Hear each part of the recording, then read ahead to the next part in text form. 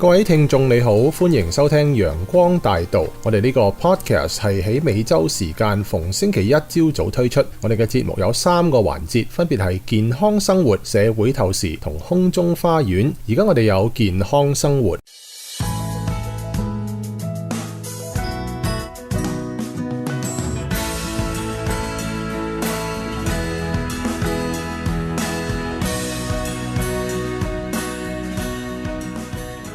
各位聽眾早晨，而家又到我哋健康生活呢個時候啦。早晨大家，早晨 Maria Peter， 早晨。Hey Peter， 我有問題想問你。上個禮拜咧，我去睇牙檢查啊，喂，佢叫我照 X 光片喎。咁你點諗法啊？唔知啊，我聽咗好多啲 pros and cons 咯，有好有唔好啊。我所以今日就問下你啦。嗱，我講我個 protocol 啦，即係我平時點做法啦。咁咧，我哋可以再解釋點解我哋咁做法。通常嚟講，如果你有一個新嘅病人嚟見我哋咧，咁我冇一個 background 知道你咩事咧，一個好重要嘅事咧，我哋要應該照成個口照足晒，隻牙都照，咁照埋牙床骨個位啊，咁照 X 光時咧要照埋你隻牙同牙之間個位、空隙個位啊，咁知道上有冇蛀牙、有冇牙周病、有冇發炎嗰啲嘢先知道啊嘛。咁睇唔到咧，我唔係 Superman 嚟噶嘛，超人先可以睇到啲嘢嘅嘛，咁我哋冇 X 光眼，冇 X 光眼就一定要有 X 光先可以幫到我哋手咯。係啊，你係咁講啫，但係有好多人即係覺得嗰啲X 光咧，嗰啲 radiation 咧會導致佢哋有癌㗎喎。係啊，最近有一個 research 喺英國就話啲人照 X 光照多咗咧，就嗰啲人咧就有咗腦部嘅癌症。咁咧就之後咧個個就好驚啦，話喂，我照 X 光唔好照咁多啦。咁如果查實嚟講咧，嗰啲人嘅問題咧就唔係個問題，佢哋去俾個 survey 話，譬如啊 Maria， 你有癌症喎，咁你唔該你寫低你舊時照過幾張 X 光啊？咁啲人咧，你50幾歲、60幾歲、70幾歲啲人記得翻去8歲嗰時候，哦，我照到好多 X 光，你8歲記唔記得咧？唔記得噶嘛，所以個 study 咧就唔係 all accurate 咯。咁所以咧好多人覺得話呢個 study 唔可以做成一個 standard 俾我哋做照 X 光咯。但係 Peter， 我想知道，除咗第一次有新，即係你係新病人啦，就會幫你照 X 光啦。之後仲有啲咩原因咧，係會要求個病人會再照嘅咧？通常嚟講咧，就照咗之後咧，嗰張 X 光係 good for 一年噶啦。哦，只係1年咁短。通常一年嚟講咧，我哋照一次。咁如果話譬如你常嚟見我嘅，你一年嚟3-4次見我洗牙，咁見親我。咁我3年來咧都冇見過你一次蛀牙。OK。咁啲牙周病好健康。OK。冇就牙周病，啲牙肉好健康。咁嚟講咧，我就話 OK， 你18個月可以得，唔使話即刻12個月照一次 X 光係咯。咁所以你個 frequency 可以長咗啲咁多咯。OK。咁如果你話係啲細路仔上個月 Maria 蛀牙，咁我幫完補完之後，咁照 X 光下半年之後又翻嚟又蛀牙喎。咁你次次翻嚟見我都有蛀牙咧，咁你嗰個危機嘅 risk factor 就高咗啦嘛。咁嗰時就一定要照多啲 X 光，就知道牙同牙之間啊啲牙肉，即係牙肉啲嘢啊，同埋即係你個所謂叫做 risk factor 啦。risk factor 如果高咧，咁你照多啲 X 光； risk factor 少咧，就少啲 X 光咯。你話照多啲都係最多得1年1次啫，係咪？嗱，如果你係細路仔咧，平時常有蛀牙啲細路仔咧，就我哋每半年照一次 X 光噶啦。咁我照嗰啲 X 光咧就係細細張嘅，咁又話輻射好高喎，咁我哋比較嚟講啊，譬如話你輻射嚟講，比較你要坐喺度，我哋間房呢度坐喺度嗰間輻射，因為你叫做 environmental radiation 啦，平時坐喺度有輻射噶嘛，同比較牙科照 X 光啲輻射點比法咧，我哋一副成個口嘅叫做 full mouth X-ray 18張咁講，細細張18張啦，照咧即係等於你坐喺度。大概6至8個鐘頭嘅輻射，environmental 即係好少輻射咯，明唔明啊？明白。同樣講，如果你去 A 醫院照張 mammogram 咧，個輻射咧就3000倍多過我哋照 X 光嗰啲，所以嚟講咧，嗰個 X 光嗰個牙科嘅 X 光嘅輻射咧就好少嘅，所以咧就好安全咯。OK， 咁但係咧唔係個病人都係咁聽你講噶嘛？有啲病人話：咦，我同你講話，我又冇牙痛啊，又冇牙肉發炎啊，咩事都冇喎。但我唔想做 X 光，我淨係嚟洗牙啫。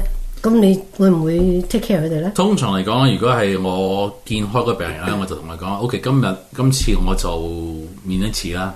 咁下一次咧，我哋 make agreement，下一次翻嚟照 X 光。通常 patient 咧就 OK，我係照 X 光嘅。嗱，今日而家時間就差唔多夠啦，但係咧我都聽講咧新嘅拍照呢個 X-ray 輻射咧係好低嘅，不如我哋留翻下次先講啦。OK，好啦，拜拜，拜拜。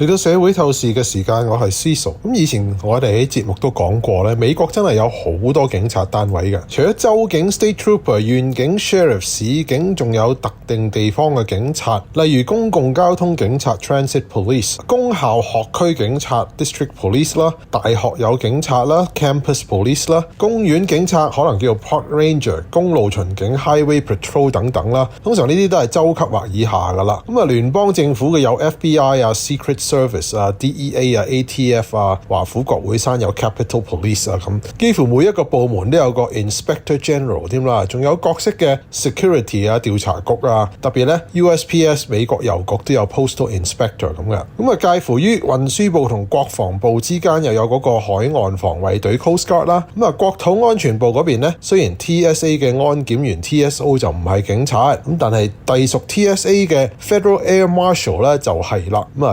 USCBP 有揸槍嘅關口人員啦，亦都有 US Border Patrol 邊境巡邏隊啦。咁但係當然近日最出名嘅咧就係移民及海關執法局 ICE 啦。咁頭先講到好多執法單位都係特定地點執法啦。咁啊，學校範圍就係校警啦，出咗街就係當地執法單位啦。咁但係聯邦嘅執法單位咧，亦都可以係特定地點啦。有好多就係全美國咯。哇，好似 FBI 咧，當然要犯咗聯邦法先到佢哋管嘅。如果加州有個僱主啊，淨係俾員工10蚊一個鐘啊 ，FBI 就冇得執法嘅，因為聯邦 minimum wage 7個幾啫。咁加州規定10幾蚊，咁樣加州單位先至可以執法噶啦。好啦，咁啊 DEA 就負責緝毒啦 ，ATF 就管呢個煙酒槍啦，CBP 就負責守關口啦。關口出邊咧，邊界附近啲偷渡就係 Border Patrol 啦。咁 ICE 咧就係負責全美國揾違反移民或者海關法律嘅人啦。咁所以咧隨時都可以到全美國執法啦。咁啊平時就絕少見到嘅，咁而家換咗政府咪多咗咯。咁當然啦，如果要入屋嘅話，就一定要手令啦，話揾邊個啦，先有權入屋噶嘛。咁但係私人擁有嘅公眾地方又點呢？如果佢哋要強行進入呢，又好難講。仲有呢，就係佢哋去到一個地方之後，順便又揾到非法居留嘅人呢，又可以拉。咁不過加州呢，就一直有政策就唔同 ICE 合作嘅。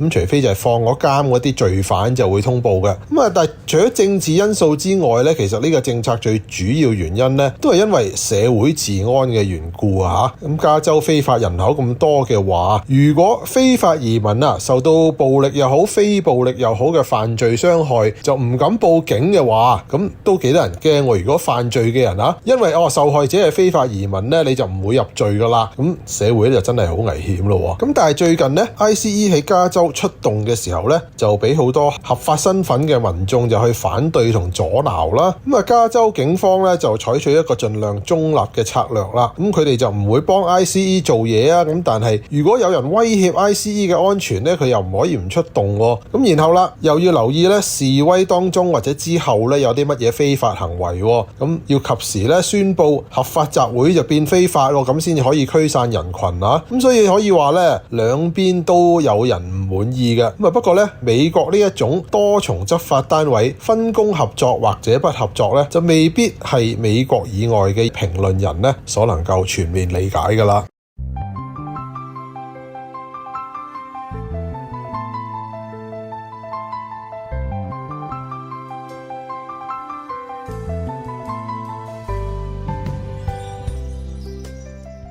各位聽眾早晨 ，Megan 牧師早晨，各位聽眾早晨，阿 Tim、Jeff 牧師早晨，各位聽眾早晨 Tim Megan 早晨，你哋好。上一集咧，以色列嘅長老咧都聚集起嚟到咧拉馬見撒母耳，要求咧立王。佢哋咧其實係藐視上帝嘅話，同埋上帝嘅譴責勸告。佢哋拒絕嘅咧就係上帝嘅權威。關於上帝嘅律法，摩西曾經向以色列人咁講：呢啲律法就係你哋喺萬民眼前嘅智慧、聰明。萬民聽見呢一切嘅律法，必定會咁講：呢大國嘅人真係有智慧、有聰明。但係希伯來人因為離棄咗上帝嘅律法，就唔能夠成為上帝所要求佢哋做嘅子民。於是百姓將自己罪惡嘅愚昧後果怪責於上帝嘅政權，佢哋嘅心眼呢被罪惡完全整到盲咗啦。係啊，耶和華咧曾經藉住佢嘅先知預言以色列咧必然受一個王嘅治理，但係呢個並唔係咧呢一種嘅體制係以色列人最有益處嘅事，亦都唔係講咧呢個係合乎上帝嘅旨意。佢哋咧竟唔聽從上帝嘅勸告同埋引導，上帝咧就任憑百姓咧隨住自己嘅心願去做。何西阿曾經咁講：上帝喺怒氣入邊賜俾佢哋一個王，當世人唔求問上帝嘅訓誡，而隨從自己嘅道路，或反抗上帝明顯嘅旨意嘅時候，上帝往往就會答應佢哋嘅願望，為要借住隨之而嚟嘅慘痛經驗，佢哋或許會覺悟自己嘅愚妄而悔改自己嘅罪惡。當人嘅心願要依靠自己嘅驕傲同埋聰明，終必顯明呢個係不可靠嘅嚮導，乃係同上帝嘅旨意完全違反嘅，至終必要顯明為一種咒詛，而唔係一種福氣。上帝要佢嘅子民做到單單以上帝為佢哋設立律法嘅神，同埋係佢哋力量嘅來源。佢哋咧既感到自己必須依靠上帝啦，就必須咧逐日咁樣親近佢。以色列人咧必須咧成為卓越高尚嘅人，配擔當佢哋所蒙召作上帝子民最高嘅身份。但佢哋既然將一個人放喺皇位上，呢啲就必使到百姓嘅心轉離上帝，佢哋就要多倚靠人嘅力量，而少信靠上帝嘅權能。而且王若犯咗錯誤，就必陷百姓於罪中，使到全國都離開咗上帝。上帝指示撒母耳去答應百姓嘅要求，但亦都要警告呢班百姓，呢個係上帝所唔喜悅嘅，並要叫佢哋知道佢哋咁樣做必定有乜嘢嘅後果。撒母耳將上帝嘅話傳俾嗰啲要求佢立君王嘅百姓聽。係啊，撒母耳忠實嘅向佢哋說明王所要放喺佢哋身上嘅重擔，並且咧將呢種壓迫嘅情況與以色列人咧目前較為自由啦、興盛嘅光景啦作為對比。以色列嘅王咧必要咧效法列國嘅君王嘅威風同埋奢華，而且咧要維持啲費用起見咧，呢個王咧就要限制佢哋嘅自由，勒索佢哋嘅財富。係啊，佢哋健壯嘅少年人必須供王嘅差役，為王趕車跟馬，奔走喺車嘅前面。佢哋必須服從王嘅軍役，耕王嘅田地，代割王嘅莊稼，打造王嘅軍器。而且咧，以色列嘅女子必須要為君王屋企做香膏啦、煮飯啦、烤餅啦，為要維持君王家嘅場面起見，君王呢要索取上帝賜俾百姓所有最好嘅田地，並要索取百姓最好嘅僕人同埋佢哋嘅牲畜，都要供給俾君王使用。係啊，除一切以外咧，王咧仲要從佢哋收入當中，就係以色列人咧勤勞所得田園嘅收產裏邊咧，再收取1/10。各位聽眾，今日時間又到啦，下一次再同大家分享啦，再見。